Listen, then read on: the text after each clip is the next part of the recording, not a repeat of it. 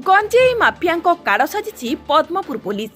आज पुणी गंजेई चोराचालाण रोकबारे पद्मपुर पुलिस को मिली बड़ सफलता। पद्मपुर थाना पी नायक और एचके बरिया एसआई तांको स्टाफ सह अपराह्न प्राय 12:20 समय पेट्रोलिंग करुवा बेले केन्दुगुड़ा आउटपोस्ट निकटरे अड़बापटू एक चाउल बोझी ट्रक नंबर TN 52K 2372 द्रुत गति आसुथिबार देखि अटकाई। जांच समय 500 पैकेट चाउल सह 527 केजी गंजेई थिबार देखिथिले। एही गंजेई चालाण रे संपुक्त थिबा 5 जन को गिरफ्त करिबारे सफल होईछि पद्मपुर पुलिस। अभियुक्तଙ୍କ ठारू 3100 टंका 500 पैकेट चाउल ट्रक सह अन्यान्य कागजपत्र जबत होईछि।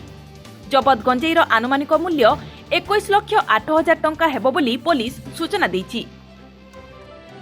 सूचना मुताबक गंजेई माफिया माने वर्तमान अभिनव उपाय रे गंजेई चालाण करिबार देखिबाकू मिलुछि। अभियुक्त माने हेले शिवशक्ति रमन बयस 24, के मणि बयस 32, जयप्रकाश और अन्य 2 जनक परिचय मिल पारि नाही। ए संपर्क रे पद्मपुर थाना रे NDPS एक्ट रे केस नंबर 194 एक मामला रुजु होई अभियुक्त मानकू गिरफ्त करी कोर्ट चालाण कर जाईछि। पद्मपुर पुलिस रो एपरि एक्शन मूड जोगु गंजेई माफियाଙ୍କ ମଧ୍ୟରେ कोकुआ भय सृष्टि होईछि। सेहीपरि पेट्रोलिंग कड़ा करी अंचल में शांति श्रृंखला रक्षा करिबारे सफल होईछि पद्मपुर पुलिस। आगको एभली चढ़ाऊ जारी रहिबो बोली गुणपुर STPO अमूल्य थर सूचना दैछंती। गुणपुरु रविंद्रनाथ मोहिनी को रिपोर्ट, कलिंग TV 24।